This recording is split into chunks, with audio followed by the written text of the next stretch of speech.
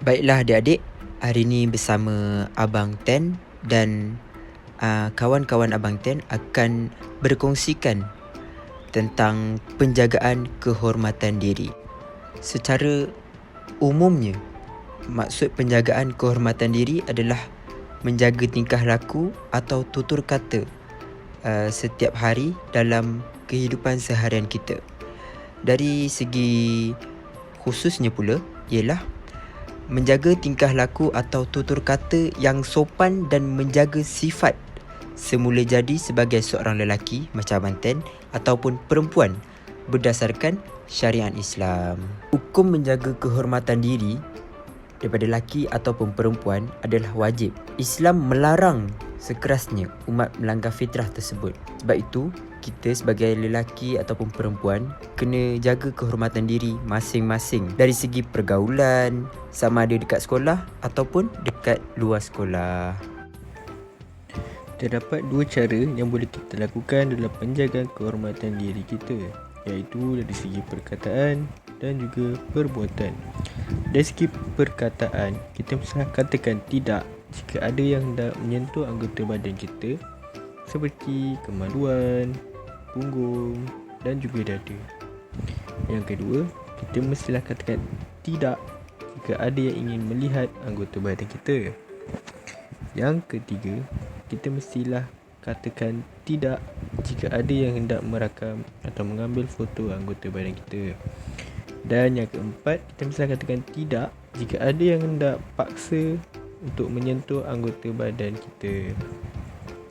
Dari segi perbuatan pula, kita mestilah memakai pakaian yang sopan. Yang kedua, kita mestilah menutup pintu ketika kita hendak menyalin pakaian.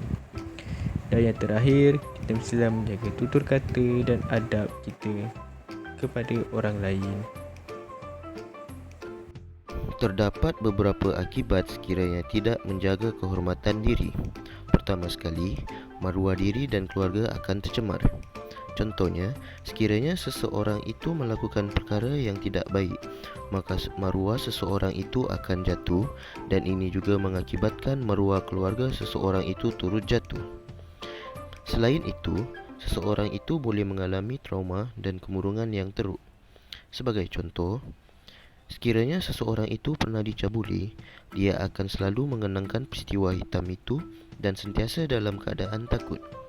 Seterusnya, jika tidak menjaga kehormatan diri dan mengakibatkan menjadi mangsa pencabulan, seseorang itu boleh mencederakan diri sendiri atau bahkan diancam untuk dicederakan oleh individu yang melakukan gangguan seksual tersebut. Akhir sekali, seseorang itu akan menjauhkan diri dari masyarakat kerana takut dan malu. Sebagai contoh, video yang tidak senonoh tersebar dalam kalangan masyarakat dan terus dipandang hina. Seterusnya, dan juga yang terakhir, hikmah menjaga kehormatan diri. Pertama sekali, boleh membendung kejadian jenayah. Seperti yang adik-adik tahu, jenayah mampu memberi kesan negatif kepada individu, masyarakat dan negara. Kepada individu, kemungkinan mereka akan berasa trauma yang sangat teruk. Jadi perkara ini dapat dielakkan sekiranya kita menjaga kehormatan diri. Dan juga jenayah membawa kesan buruk serta mampu menghancurkan sesebuah negara. Seterusnya, melahirkan masyarakat sejahtera. Hal ini demikian kerana wujudnya persekitaran yang harmoni di mana rakyat hidup bersatu padu demi kesejahteraan negara. Adik-adik juga dapat bermain di luar tanpa berasa takut lagi. Dan juga yang terakhir, negara aman dan tenteram.